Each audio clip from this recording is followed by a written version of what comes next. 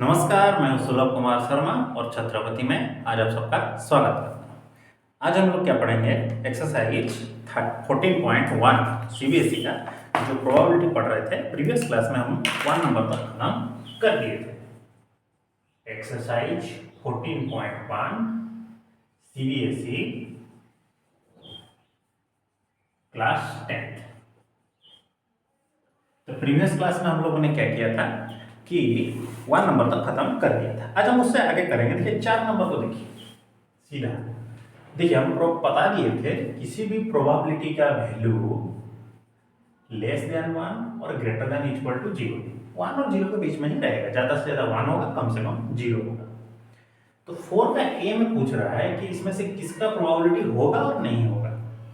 बोला 2/3। तो हम लोग जानते हैं जिस फ्रैक्शन का न्यूमरेटर लेस देन डिनोमिनेटर होता है तो उसका वैल्यू हमेशा लेस देन 1 रहता है, तो ये प्रोबेबिलिटी हो जाएगा। बी बोला -1.5।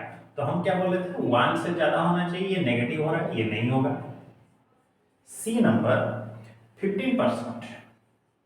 ओके, तो ये हुआ 15/100।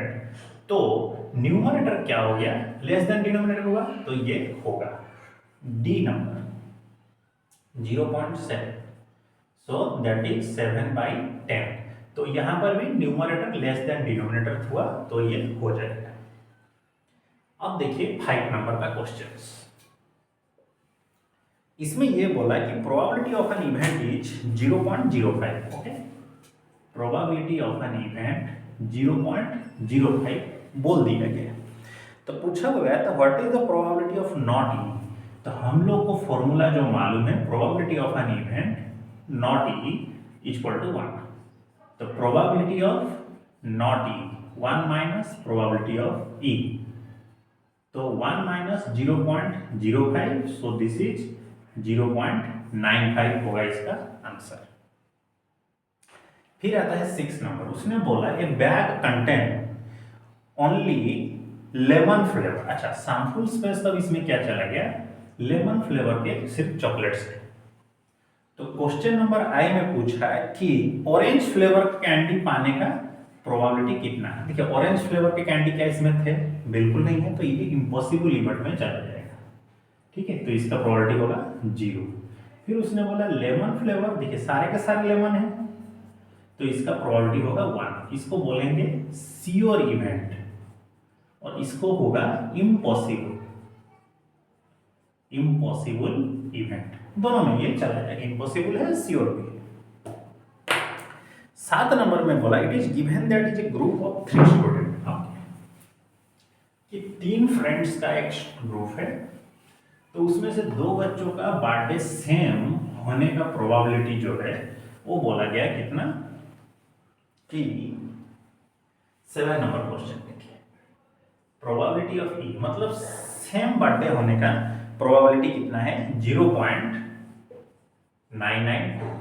तो सेम ना होने का प्रोबेबिलिटी कितना होगा ये हमसे पूछ रहा है, तो इसको डायरेक्ट फाइंड आउट कर दीजिए। 992, तो 10 - 2 8, 0 0.0, दिस इज द आंसर। फिर आता है 8 नंबर। ए bag contain 3 red 5 black balls. Okay, देखिए रेड बॉल्स कितने थे? 3 टू, ब्लैक कितने थे? 5। सो तो सैंपल स्पेस कितना हो गया? 3 + 5 8। ओके, प्रोबेबिलिटी में पूछा है कि रेड बॉल पाने का प्रोबेबिलिटी कितना है? रेड, तो number of red bye sample space, तो नंबर ऑफ रेड कितना है? 3/8।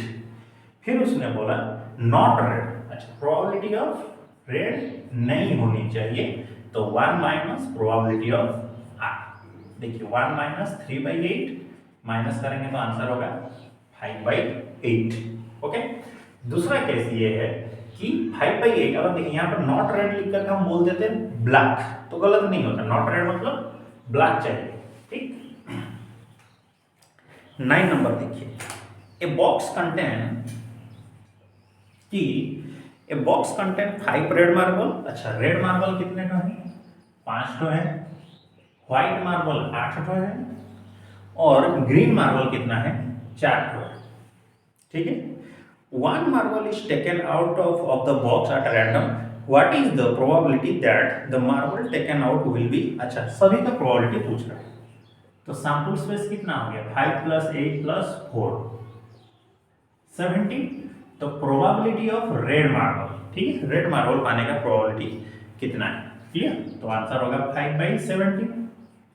प्रोबेबिलिटी ऑफ दूसरा में पूछा व्हाइट, बहुत इजी चैप्टर है, व्हाइट कितने हैं 8 तो है, तो दिस इज 8/17। फिर उसने बोला probability of not green, green ना होना चाहिए, उसका प्रोबेबिलिटी कितना है, तो पहले आप कैलकुलेट करिए प्रोबेबिलिटी ऑफ ग्रीन, ठीक है, तो ये होगा 4/17, नॉट ग्रीन बोले तो 1 - 4/17, 17 - 4/17 that is 13/17, clear, this is the answer. फिर चलते हैं हम लोग 10 नंबर में। एक पिगी बैंक है जिसमें बच्चे लोग पैसा वैसा रखते हैं कलेक्ट करके, सेविंग्स,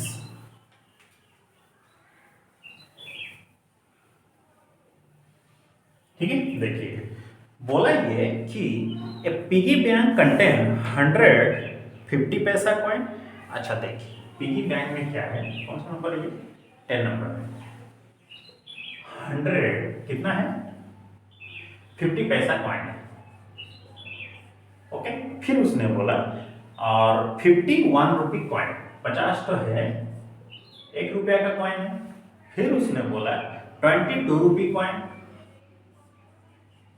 2 रुपी कॉइन, फिर क्वेश्चंस में बोला क्या एंड 10 5 रुपी कॉइन, 10 तो 5 रुपया का कॉइन है।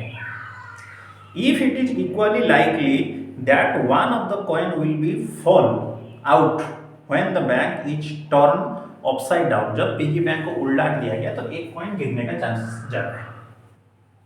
What is the probability that the coin will be a 50 paisa coin, तो यहाँ पर आप सैंपल स्पेस फाइंड आउट करिए, पहले कितना होगा 100 + 50 + 20 + 10, तो 150, तो ये हो गया 180, तो प्रोबेबिलिटी अब पूछा गया कि वो 50 पैसा कॉइन होने का प्रोबेबिलिटी कितना है, पहला वाला वही है, ठीक, तो 50 पैसा कॉइन कितने है 100 है बाई 180, 0 0 काटा, 2 से काट दीजिए 5, 2 से काटिए 9, सो आंसर इज 5/9।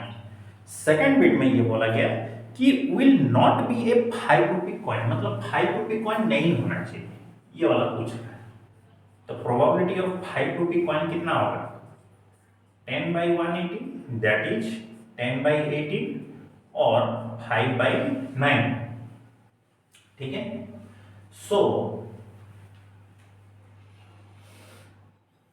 5/9 कैसे होगा,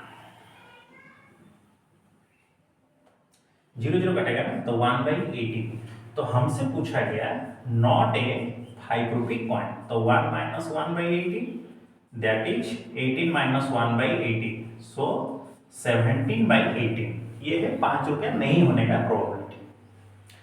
11 नंबर पूछा है Gopi buy a fish from a fish shop for his aquarium, the shopkeeper take out 1 fish at random from a tank containing 5 male fish, अच्छा 11 नंबर, मेल फिश कितने थे 5 ठो, फीमेल फिश कितने थे 8 ठो।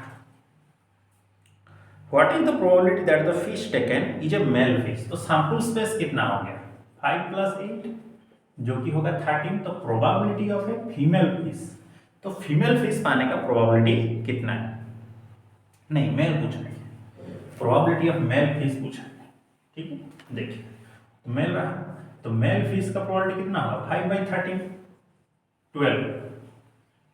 A game of chance consists of spinning and arrow which comes out at a rest point at one at a number, अच्छा एक point पर एक ही नंबर पर और रेस्ट होता है, स्पिनिंग गेम का है, 1 2 3 4 5 6 7 8, अच्छा इस तरह से नंबरिंग किए गए 8, तो सैंपल स्पेस कितना हो गया इसका 8 हो गया, तो नंबर आई में ये पूछा गया कि 8 आने का प्रोबेबिलिटी कितना है, कितना है एक ही है, तो 1/8। सेकेंड बिट में पूछा गया प्रोबेबिलिटी ऑफ ऑड नंबर, अच्छा ऑड नंबर होना चाहिए, तो देखिए इस ग्रुप में ऑड नंबर कौन कौन है 1 3 5 7, 4 तो है, तो 4/8 दैट इज 1/2।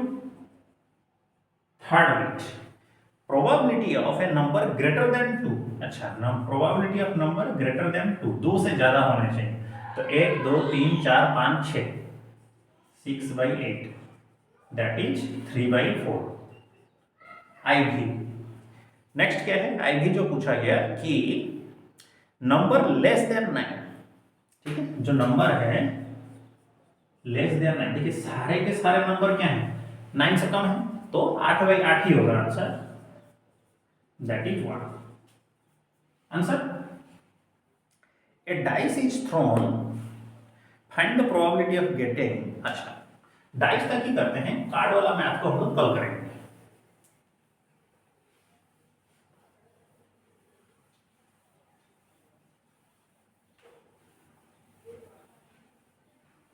ठीक है, देखिए एक डाइस को जब हम लोग फेंकेंगे तो 1 आएगा, 2 आएगा, 3 4 5 6, तो सैंपल स्पेस हो गया कितना, 6। ओके, तो पूछा ये गया ए प्राइम नंबर, पहला चीज है probability of A prime number. Prime number कौन कौन है यहाँ पे, 2 एक प्राइम नंबर है, 3 है और 5 है, तो 3/6 दैट इज 1/2।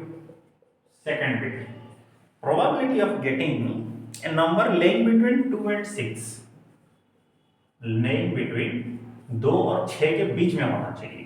देखिए 2 और 6 के बीच में कौन कौन नंबर है, ये 3 है, 3/6 दैट इज 1/2, मतलब 3 आएगा, 4 आएगा, 5 आएगा, 2 और 6 के बीच में। Next, probability of an odd number, तो ऑड नंबर आने का प्रोबेबिलिटी कितना है, तो ऑड नंबर कौन है, 1 3 और ये 5, तो 3/6 दैट इज 1/2, ये है ऑड नंबर। ठीक, तो आज हम लोग क्या करते हैं, 13 नंबर तक ही करते हैं, नेक्स्ट हम लोग कल करेंगे, कार्ड का मैथ हम लोग कल करेंगे। एक्सरसाइज 14.1 1 से लेकर के 13 नंबर तक, ये आज आप लोग का होमवर्क है। ठीक है, तो मिलते हैं हम लोग अगले क्लास में, तब तक के लिए सी यू नेक्स्ट। जय हिंद, अपना अच्छे से ख्याल रखिएगा और पढ़ाई करते रहिएगा। नमस्कार।